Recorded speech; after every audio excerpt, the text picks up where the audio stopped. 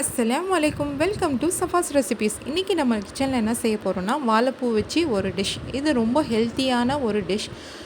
யாரெல்லாம் வாழைப்பூ வச்சு எத்தனை டிஷ்லாம் நீங்கள் ட்ரை பண்ணுவீங்கன்றதை மறக்காமல் கமெண்ட் பண்ணுங்கள். இப்போ வாங்க இதை எப்படி செய்யறதுன்றதை பார்க்கலாம். ஃபஸ்ட்டு தண்ணியில் உப்பு போட்டு நான் வாழைப்பூவை க்ளீன் பண்ணி ரெடி பண்ணி எடுத்து வச்சாச்சு. முருங்கைக்கீரை இதில் சேர்த்து நம்ம செய்ய போகிறோம். இந்த டிஷ்க்கே இதுதான் டிஃப்ரெண்ட்டான ஒரு ஃப்ளேவர் தரும். கண்டிப்பாக ட்ரை பண்ணி பாருங்கள். இது எப்படி செய்கிறது? ஃபஸ்ட்டு மீடியமான 3 பெரிய வெங்காயம் 3 கட் பண்ணி வச்சுருக்கேன். இது கூடவே சின்ன வெங்காயம் ஒரு 10 கட் பண்ணி வச்சுருக்கேன். இது எதுக்குன்றதை நான் செய்யும் போது உங்களுக்கு சொல்கிறேன். வாங்க இதை எப்படி செய்கிறது பார்க்கலாம். ஃபஸ்ட்டு அடுப்பு பற்ற வச்சு ஒரு கடாய் வச்சுட்டு அது சூடான பிறகு இதுக்கு தேவையான அளவு எண்ணெய் ஊற்றிக்கோங்க. எண்ணெய் சூடான பிறகு நம்ம 10 சின்ன வெங்காயம் கட் பண்ணி ரெடி பண்ணி எடுத்து வச்சதை ஃபஸ்ட்டு அதை சேர்த்துக்கலாம். இது நல்லா பொன்னிறமாக வதங்கணும்.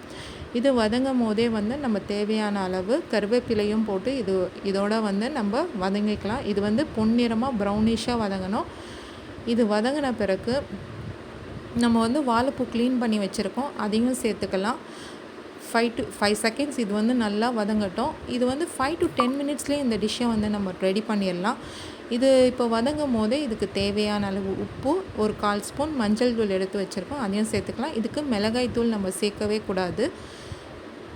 இப்போ பெரிய வெங்காயம் 3 மீடியம் சைஸ் நம்ம கட் பண்ணது அதையும் சேர்த்துக்கலாம். இது ஒரு 5 நிமிஷம் வதங்கட்டும் இந்த வெங்காயம். இப்போ மசாலாவோட இந்த வெங்காயம் வதங்கின உடனே இப்போ நம்ம கீரையை கழுவி க்ளீன் பண்ணி எடுத்து வச்சதுக்கும் முருங்கைக்கீரை அதையும் சேர்த்துக்கலாம்.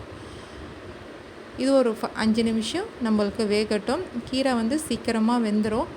அவ்வளோதான், இந்த டிஷ்ஷு சூப்பராக ரெடி ஆகிட்டு வருது. இப்போ இது கூட சீரகம் 1 ஸ்பூன், சோம்பு 1 ஸ்பூன், 3 காஞ்ச மிளகாய் இதெல்லாம் வறுத்து அரைச்சி வச்சுருக்கோம். இதெல்லாம் சேர்த்து 1 ஸ்பூன் நம்ம இதில் ஆட் பண்ணிக்கலாம்.